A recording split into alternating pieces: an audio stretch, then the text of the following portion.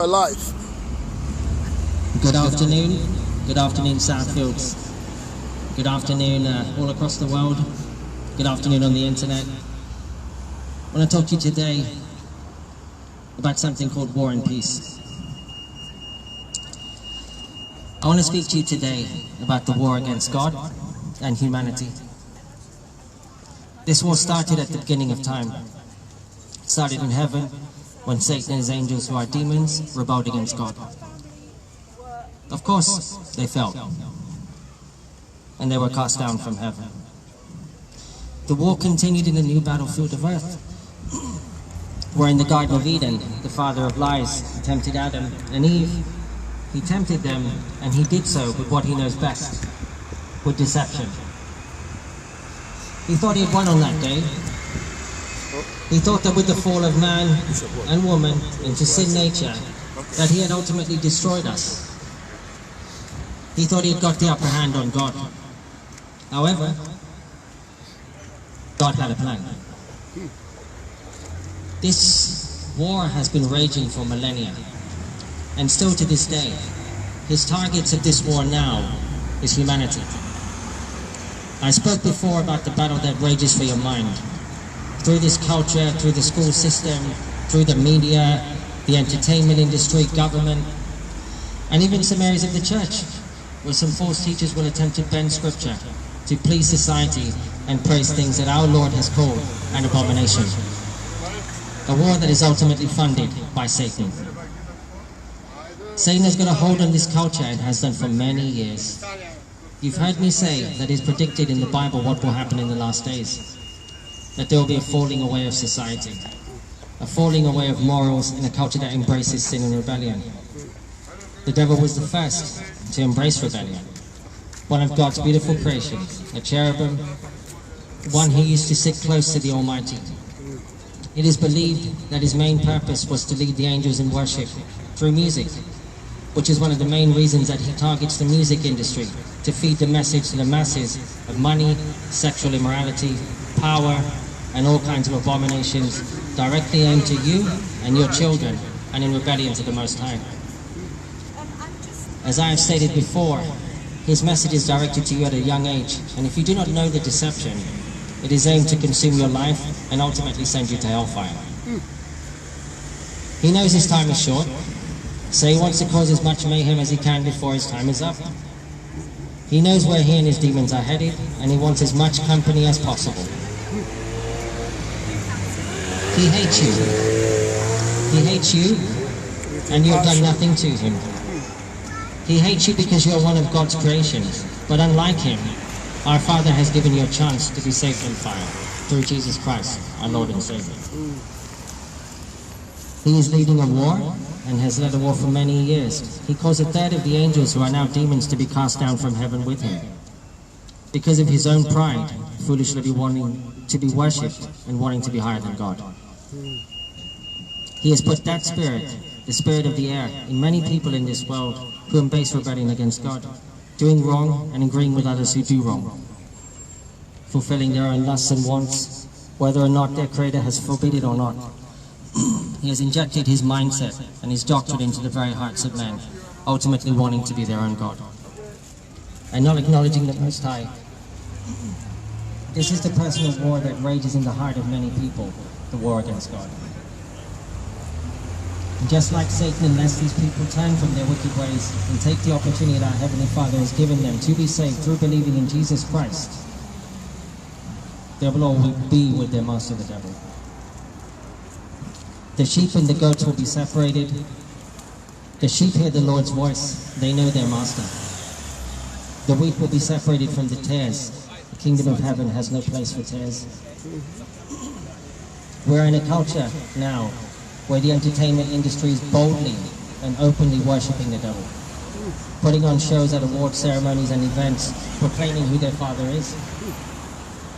Where in years before it was hidden, now the darkness of men is being shown in public by the light. The father of lies will offer you riches, wealth, power, everything he can to feed your flesh. But these things that his children call pleasures are short-lived. They have an expiry date. For what does it profit a man to gain the whole world but to lose his own soul? This is a message he does not want you to hear. This culture is under the sovereign and righteous judgment of the Most High. Just like Sodom and Gomorrah, the end result for many will unfortunately be fine. This is what awaits for a culture that turns their back on the Lord. But the Most High, in His grace, wants us all to be saved. He has offered us salvation in the precious blood of Jesus Christ. And in the last days, the Antichrist will rise to power, bringing many people to his cause. He will be pulsating with the devil. He will offer a solution to all the world's problems and usher in an era of peace that will be short-lived until he shows his true colors. He will do signs and wonders to cause people to worship him and be astounded. They will marvel at his words and will be ultimately deceived by them. During this time of great tribulation, our Lord will send his two witnesses to earth to remind the saints that they are not alone and to preach the message of salvation to non-believers in Jesus Christ. This is the true love of our God. The saints will be persecuted and many killed as martyrs due to our belief in the Lord. This death will be a righteous one, followed by eternal life with our Heavenly Father. The man of lawlessness will enforce all to bear a mark, the mark of the beast. All those who take it and proclaim their alliance to the Antichrist will be able to buy and sell. Those who do not take it will be persecuted. A true line in the sand will be drawn between the kingdom of light and the kingdom of darkness. Everyone will know which side they are on in this futile war against God. And in the final days, at the Battle of Armageddon, the Antichrist will assemble his army to war against the saints. He will bring great weapons, technology, nuclear weapons, and assemble against God. He cannot fight against the Most High, so he will try and destroy the next best thing, God's people. He will proclaim himself as God in a futile attempt to be like him. And all the might of men and all their glory will stand in a final attempt at rebellion against God. It is funny that they are warring against the only thing who can save them. And I saw heaven opened, and behold, a white horse. And he who sat on it called Faithful and True, and in righteousness he judges and wages war. His eyes are a flame of fire, and on his beard are many diadems. He has a name written on him, which no one knows except himself. He is clothed with a robe dipped in blood, and his name is called the Word of God, which no one knows. And the armies which are in heaven, clothed in fine linen, white and clean, were following him on white horses. From his mouth comes a sharp sword, so that with it he may strike down the nations. And he will rule them with a rod of iron, and he treads the winepress of the fierce wrath of God, the Almighty.